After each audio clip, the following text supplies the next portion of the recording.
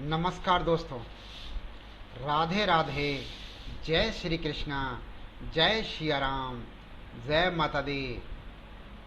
राम राम साहब, कैसे हैं आप सब? उम्मीद है स्वस्थ होंगे, मस्त होंगे। दोस्तों, आप देख रहे हैं विनोद आर्यस एकेडमी के यूट्यूब चैनल एग्ज़ाम पार अब की बार को, और मैं विनोद फौजदार आपका स्वागत करता हूं इस चैनल पर। दोस्तों, हम पढ़ रहे हैं राजनीति विज्ञान, और राजनीति विज्ञान के अंदर विभिन्न आयोगों के बारे में हम पढ़ चुके हैं।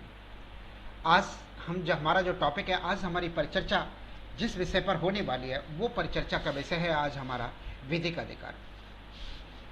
इससे पहले हमने लोक नीति के बारे में पढ़ा था कि हमें लोक नीति के अंतर्गत सरकार के द्वारा हमारे लिए कानूनों का निर्माण किया जाता है। अब हम अधिकारों के बारे में पढ़ेंगे। हमारे कौन कौन से अधिकार हमें नीति के द्वारा, संसद के द्वारा, देश के संविधान के द्वारा हमें किस किस तरह के अधिकार दिए हुए हैं, किस किस तरह के विधिक अधिकार हैं, और क्या होता है ये विधिक अधिकार, ये सब हम देखेंगे आज के इस वीडियो के। वीडियो स्टार्ट करूं उससे पहले मैं आपसे अनुरोध कर देना चाहता हूं, जिन लोगों ने हमारे चैनल को अभी तक सब्सक्राइब नहीं किया है वो लोग हमारे चैनल को सब्सक्राइब कर लें, और वीडियो के नीचे दिए हुए लाल बटन पर क्लिक करके सब्सक्राइब हो जाएगा। अगर वीडियो पसंद आए तो वीडियोस को लाइक और शेयर अवश्य करें। आइए स्टार्ट करते हैं आज का टॉपिक। राजनीति विज्ञान के अंतर्गत आज हमारा जो टॉपिक होने वाला है वो है विधिक अधिकार। विधिक अधिकार क्या होता है? विधिक अधिकार ऐसे अधिकार होते हैं जो नागरिकों को राज्य के द्वारा प्रदान किए गए हैं, जिन्होंने कि विधि की मान्यता से सुरक्षा प्रदान की गई है, जिनका उल्लंघन करने पर न्यायालय के द्वारा दंड प्रदान किया जा सकता है, दंड प्रदान किया जा रहा है, उन्हें जो है विधिक अधिकार कहते हैं। ऐसे अधिकार जो राज्य के द्वारा, राज्य यानी कि देश के द्वारा या राज्य की सरकार के द्वारा हमें जो अधिकार प्रदान किए गए हैं, और उन्हें जो है कानून के द्वारा उन अधिकारों को सुरक्षा प्रदान की गई है, कानूनी मान्यता दी गई है उन अधिकारों को, और उन अधिकारों का उल्लंघन करने पर जो है न्यायालय हमें दंड दे सकता है या न्यायालय के द्वारा दंड के भागी हो सकते हैं। इस प्रकार विधिक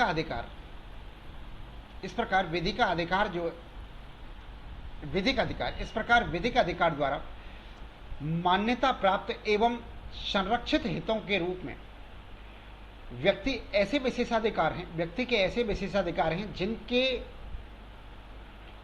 माध्यम से वह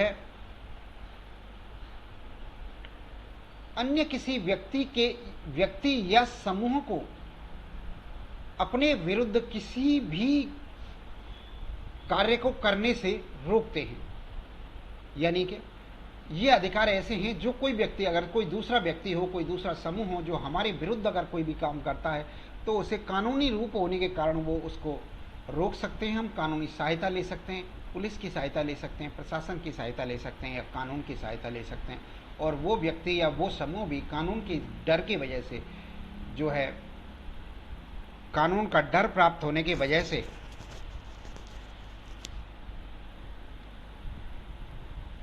इस चीज से गुरेज करता है, यानी कि हमारा विरोध करने से या फालतू के झंझट पालने से बचता है। विधिक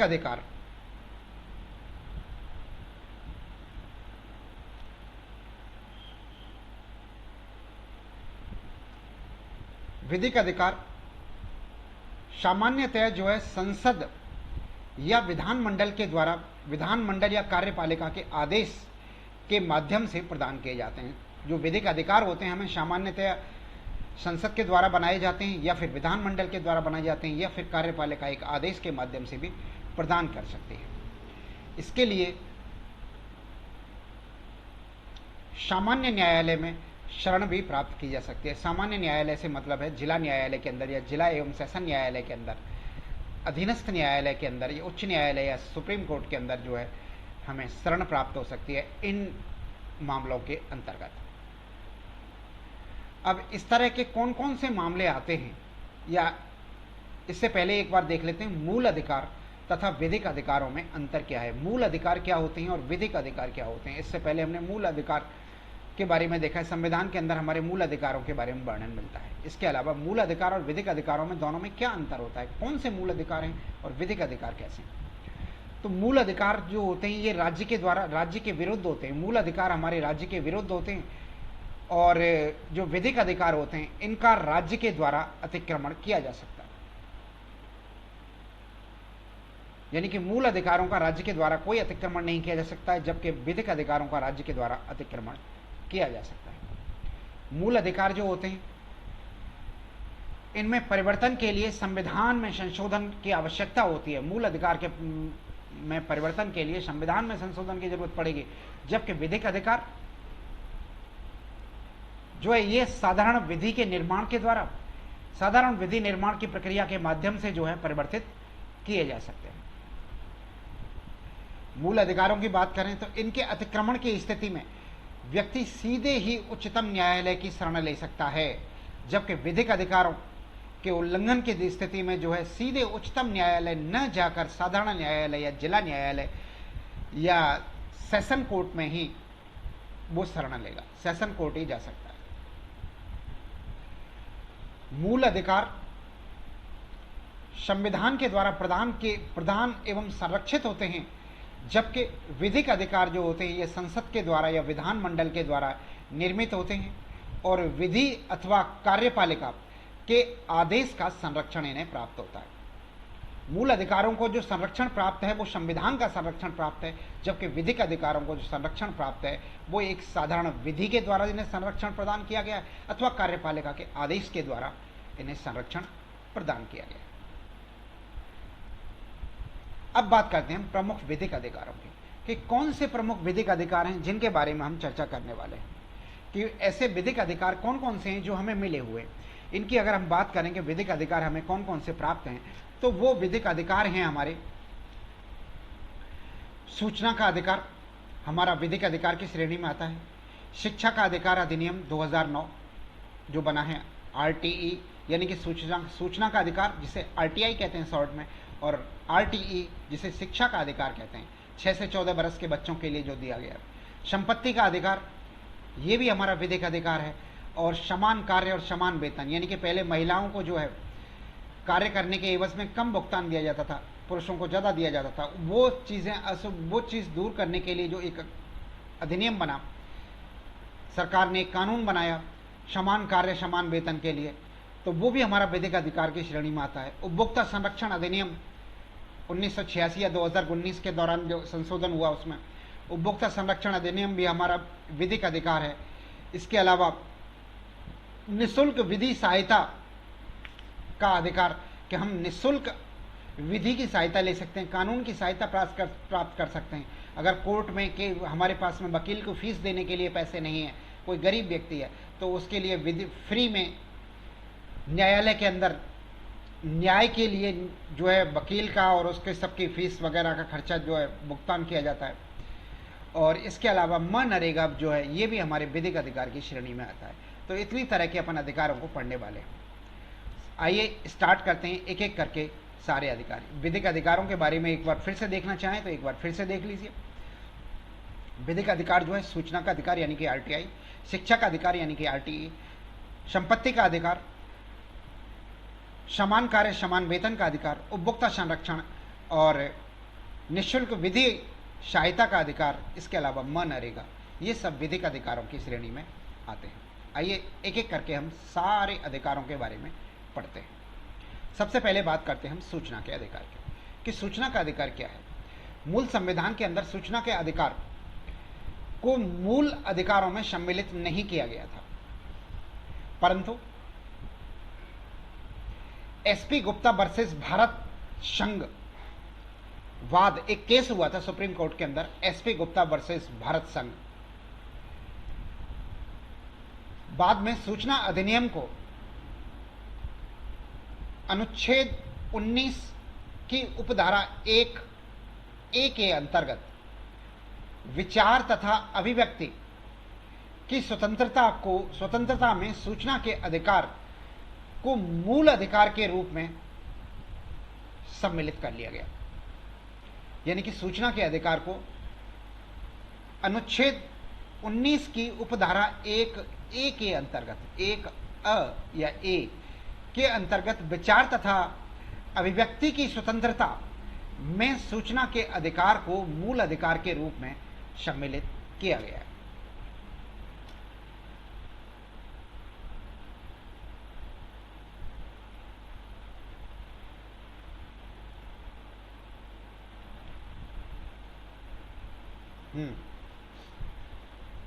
इसमें अपने नागरिकों को सूचना का अधिकार प्रदान किया जाता है।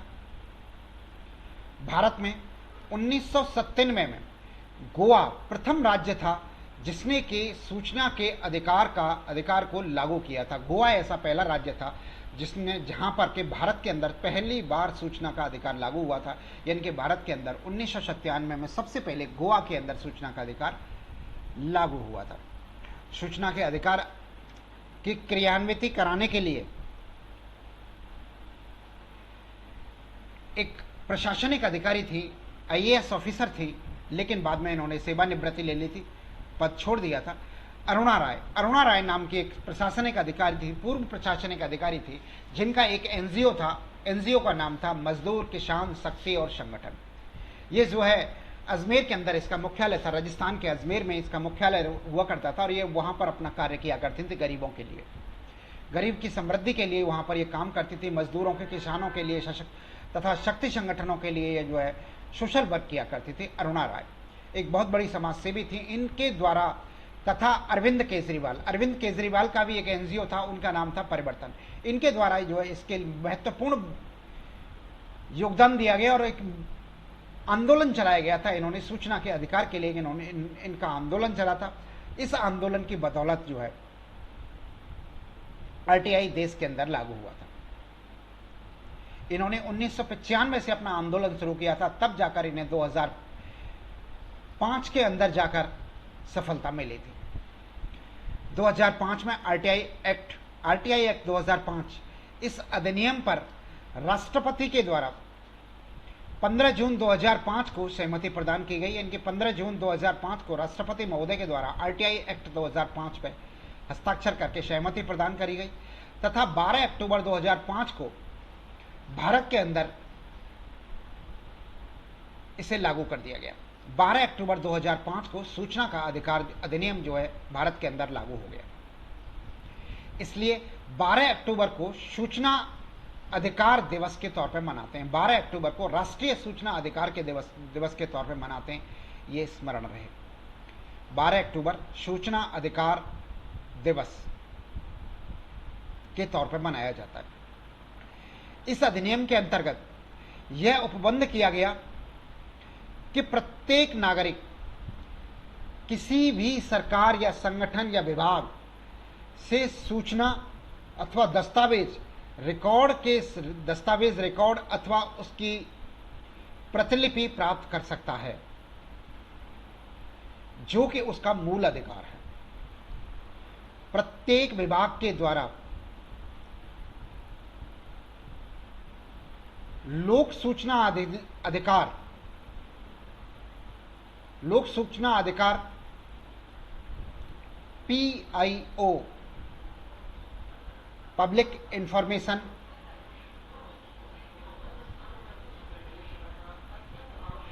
की नियुक्ति पब्लिक इंफॉर्मेशन ऑफिसर यानी कि लोक सूचना अधिकारी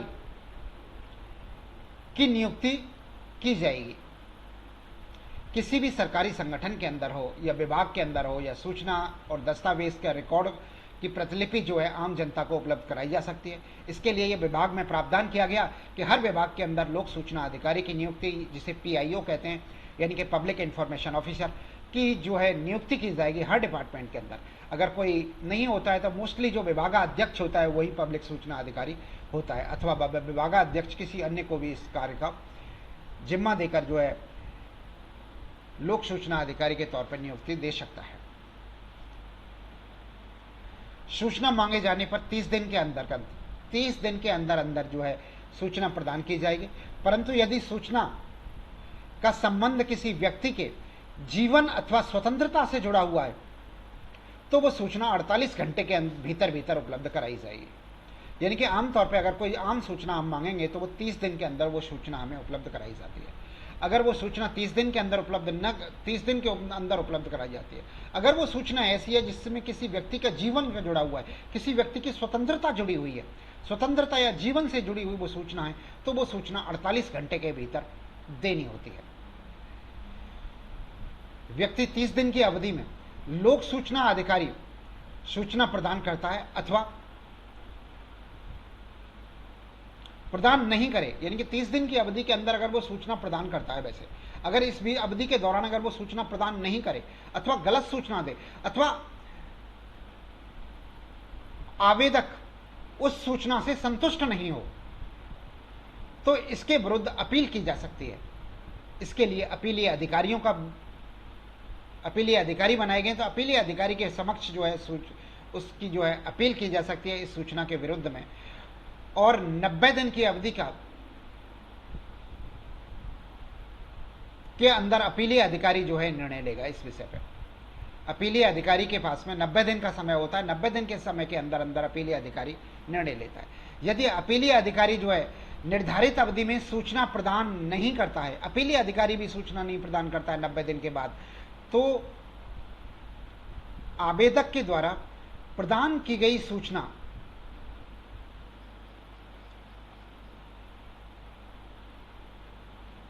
से संतुष्ट नहीं होता है, यानी कि आवेदक को जो सूचना प्रदान करती है उससे आवेदक फिर संतुष्ट नहीं होता है, तो वह जो है राज्य सूचना आयोग अथवा केंद्रीय सूचना आयोग के अंदर आवेदन कर सकता है, यानी कि फिर अपील कर सकता है वो राज्य सूचना आयोग में अथवा केंद्र के अंदर केंद्र सूचना आयोग के अंदर जो है अपील कर सकता है या आवेदन कर सकता है। परंतु ऐसे मामलों में जिनका संबंध देश की एकता, अखंडता, सुरक्षा व्यवस्था अथवा संप्रभुता आदि से जुड़ा हुआ होता है, तो जो कि न्यायालय की कार्यवाही, इसके अलावा जो कि न्यायालय की कार्यवाही में बाधा उत्पन्न कर सकते हैं या किसी अपराध को उत्तेजित करती हो,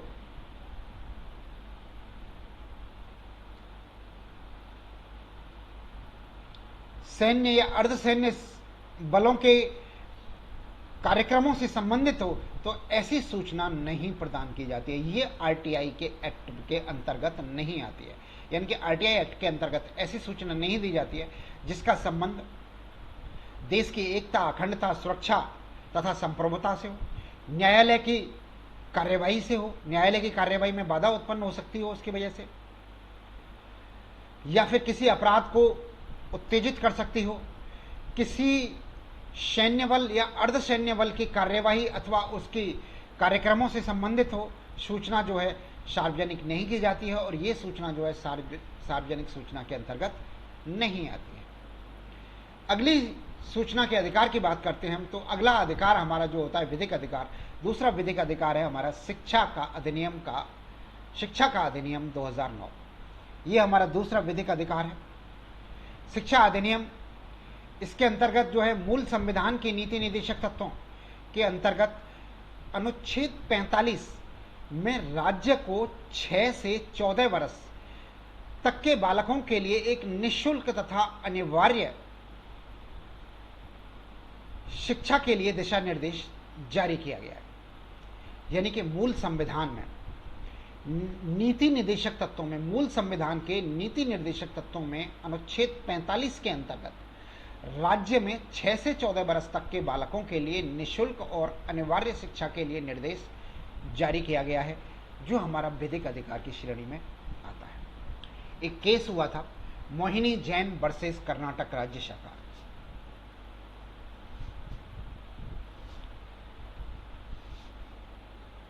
जिसे यूनिकेशनम वाद भी कहा गया था। इसके अंतर्गत 86वें संविधान संशोधन अधिनियम 2002 के माध्यम से अनुच्छेद 21A जोड़ा गया था। इसमें अनुच्छेद 21A जोड़ा गया था, जिसके अंतर्गत 6 से 14 वर्ष तक के बालकों के लिए निःशुल्क तथा अनिवार्य शिक्षा को मूल अधिकार के अंतर्गत सम्मिलित किया गया था।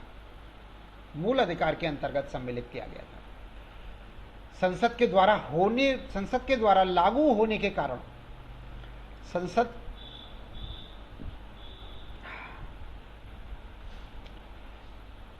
के द्वारा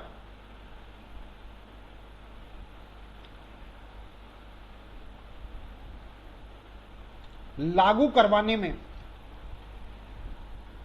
के लिए 2009 में RTE, right to education act, RTE act बनाया गया। आरटीई एक्ट का निर्माण किया गया 2009 के अंदर, जिसे कि 1 अप्रैल 2010 से भारत के अंदर लागू किया गया था। यानी कि आरटीई एक्ट 2009 1 अप्रैल 2010 से संपूर्ण भारत में लागू हो गया था।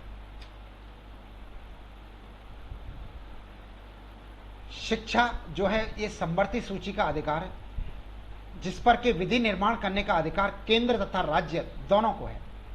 दोनों ही शिक्षा के ऊपर जो है विधि का निर्माण कर सकते हैं। इसके अंतर्गत बिना किसी भेदभाव के 6 से 14 वर्ष तक के बालकों के लिए निःशुल्क तथा अनिवार्य शिक्षा का उपबंध किया गया है। निःशुल्क और अनिवार्य शिक्षा का उपबंध जो है इसके अंतर्गत किया गया है।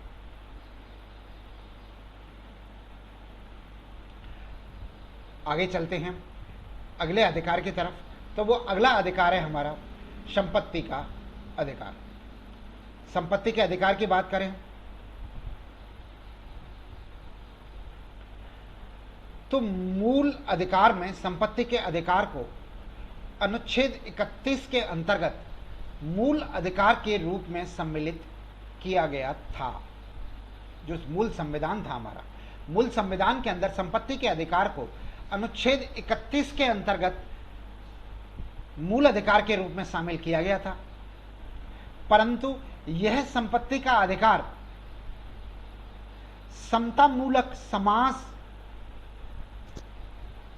की स्थापना में बाधक सिद्ध हो रहा था। समतामूल समाज की स्थापना में बाधक बन रहा था तथा इसके कारण संसद तथा न्यायपालिका के बीच में संघर्ष की स्थिति पैदा हो रही थी। क्योंकि न्यायपालिका संविधान के अनुसार लागू करना चाहती थी और संसद उसे दूसरी तरह से, तो इसके बीच में जो है संघर्ष की स्थिति पैदा हो रही थी। इसलिए जनता पार्टी द्वारा, जनता पार्टी की सरकार थी उस समय पर, मोरारजी देसाई के जनता पार्टी की सरकार के द्वारा 44वां संविधान संशोधन किया गया और 44वां संविधान संशोधन 1978 के माध्यम से संपत्ति के अधिकार को मूल अधिकार से हटा लिया गया। मूल अधिकार से हटाकर उसे अनुच्छेद 300A के अंतर्गत कानूनी अधिकार बना दिया गया। संपत्ति का अधिकार अब मूल अधिकार न रह के इसे कानूनी अधिकार बना दिया गया है तथा यह निर्धारण किया गया कि बिना विधि के माध्यम से राज्य के नागरिकों को संपत्ति का हरण नहीं किया जाएगा। यानी कि राज्य के द्वारा नागरिकों की संपत्ति का हरण नहीं किया जाएगा। यह हमारा मूल अधिकार बना दिया गया। अगले अधिकार की बात करें, अगले विधिक अधिकार की, तो वो है समान कार्य समान वेतन। समान कार्य समान वेतन का जो अधिकार है हमारा, उसके बारे में देखते हैं। तो नीति निर्देशक तत्वों के अनुसार अनुच्छेद 39D के अंतर्गत राज्य की महिलाओं तथा पुरुषों को के लिए समान कार्य के लिए समान वेतन का उपबंध करने का निर्देश दिया गया था। यानी कि कोई भी राज्य सरकार या केंद्र सरकार महिला और पुरुष के लिए समान कार्य के लिए समान वेतन देगी। संसद के द्वारा इस संबंध में 1976 में समान पारिश्रमिक अधिनियम का निर्माण किया गया, जिसके अंतर्गत केंद्र तथा राज्यों की सरकारों के द्वारा प्रदान की गई रोजगारों में समान कार्य के लिए समान वेतन उपबंध लागू कर दिया गया है।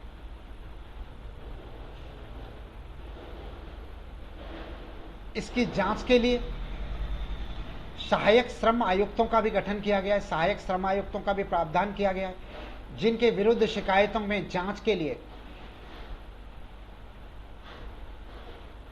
संभागीय स्तर पर अपीलीय अधिकारियों की भी व्यवस्था की गई है। अगले अधिकार की बात करते हैं हम, अगले विधिक अधिकार की। तो वो अगला विधिक अधिकार है हमारा उपभोक्ता संरक्षण का अधिकार। उपभोक्ता संरक्षण अधिनियम 1986 में बना था। उपभोक्ता से अभिप्राय है, अभिप्राय व्यक्ति से है जिसके द्वारा कोई भी वस्तु, सेवा अथवा कार्य को ऑनलाइन अथवा ऑफलाइन खरीदा गया हो, यानी किसी भी वस्तु को, सेवा को, पदार्थ को ऑनलाइन अथवा ऑफलाइन खरीदा गया हो या सेवा प्राप्त की हो, तो उसके बदले में उसने पूर्ण अथवा आंशिक भुगतान भी किया हो, पूर्ण अथवा आंशिक भुगतान किया हो,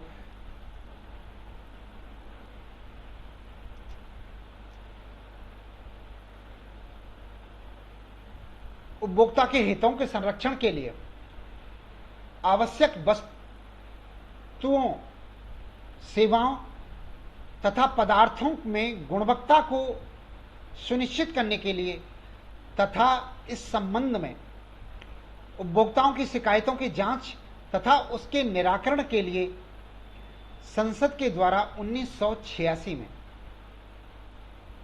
उपभोक्ता संरक्षण अधिनियम पारित किया गया था। 1986 में उपभोक्ता संरक्षण अधिनियम पारित किया गया, जिसके अंतर्गत 2019 में संशोधन भी किया गया है, नवीन अधिनियम आ गया है। इस संबंध में केंद्रीय स्तर पर केंद्रीय उपभोक्ता परिषद, राज्य स्तर पर राज्य उपभोक्ता परिषद और जिला स्तर पर जो है उपभोक्ता फोरमों का गठन किया गया है। राज्य स्तर पर, जिला स्तर पर उपभोक्ता फोरम का गठन किया गया है। अगले अधिकार की बात करते हैं तो अगला अधिकार है हमारा निःशुल्क विधिक सहायता का अधिकार। हमारा निःशुल्क विधिक सहायता का अधिकार क्या है, इसको भी देख लेते हैं। 42वें संविधान संशोधन में 42वें संविधान संशोधन अधिनियम 1976 के माध्यम से नीति निर्देशक तत्वों के अनुच्छेद 39 में ए जोड़ा गया था। 39A जोड़ा गया। इसमें समान न्याय तथा निःशुल्क विधिक सहायता का उपबंध करने का दिशा निर्देश दिया गया था। इसका अभिप्राय है कि राज्य के द्वारा इस प्रकार का तंत्र संचालन किया जाएगा जिससे कि आम व्यक्ति को न्याय उपलब्ध हो सके तथा आर्थिक कारणों से या किसी भी अन्य कारण से, आर्थिक कारणों से या किसी नियोजता के कारण जो है न्याय से वंचित नहीं रह सके। संसद के द्वारा इस संबंध में 1987 में विधिक सेवा प्राधिकरण अधिनियम का निर्माण किया गया था, जिसके अंतर्गत राष्ट्रीय विधिक सेवा प्राधिकरण अधिनियम, जिसे नालसा भी कहते हैं, NALSA, नालसा, का निर्माण किया गया था। यानी कि 1987 के अंदर जो है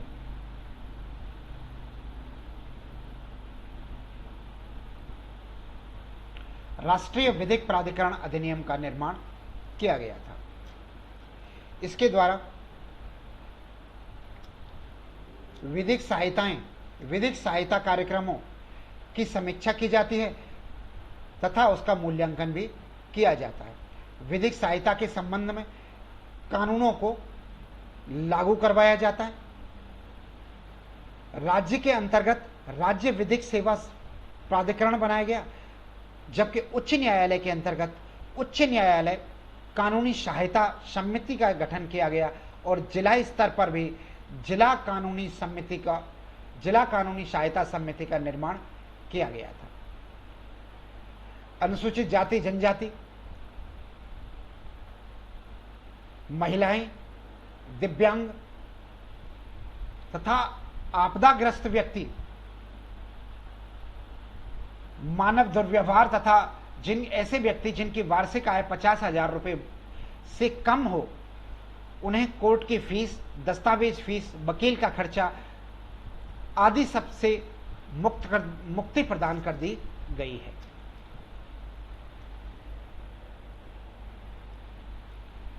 इसके अलावा अगले अधिकार की बात करते हैं हम, वह है मनरेगा। मनरेगा जिसका पूरा नाम है महात्मा गांधी राष्ट्रीय रोजगार गारंटी अधिनियम, मनरेगा कहते हैं इसको, और मनरेगा अधिनियम 2005, ये भी हमारा विधिक अधिकार की श्रेणी में आता है। इस अधिनियम के अंतर्गत ग्राम में प्रत्येक परिवार के ऐसे व्यक्ति को जो कि श्रम करने का इच्छुक हो, उसे 100 दिन के रोजगार की गारंटी प्रदान की गई है। ऐसा व्यक्ति, प्रत्येक परिवार का कोई भी ऐसा व्यक्ति जो कि श्रम करने का इच्छुक हो, उसे 100 दिन के रोजगार की गारंटी प्रदान की गई है। संसद के द्वारा 2005 में राष्ट्रीय रोजगार अधिनियम पारित किया गया था, जिसे नरेगा कहा गया था। इसके तहत जो है 2 फरवरी 2006 से इसे लागू कर दिया गया था, देश के अंदर 2006 से लागू कर दिया गया था। लेकिन 2 अक्टूबर 2009 को इसका नाम परिवर्तन कर दिया गया, इसके नाम के आगे महात्मा लगा दिया गया, फिर इसका नाम हो गया महात्मा गांधी राष्ट्रीय रोजगार गारंटी अधिनियम हो गया इसका नाम जो। और ये ग्रामीण परिवेश में मजदूरों के लिए जो कम से कम 100 दिन का रोजगार उपलब्ध कराता है और उसके लिए न्यूनतम मजदूरी के हिसाब से पे किया जाता है। तो दोस्तों, ये थे हमारे कुछ विधिक अधिकार। उम्मीद है आपको हमारी क्लास जरूर पसंद आई होगी, और पसंद आई है तो हमारे वीडियोस को लाइक अवश्य करें, शेयर भी करें अपने दोस्तों के साथ में। वीडियोस देखने के लिए बहुत बहुत धन्यवाद। जय हिंद,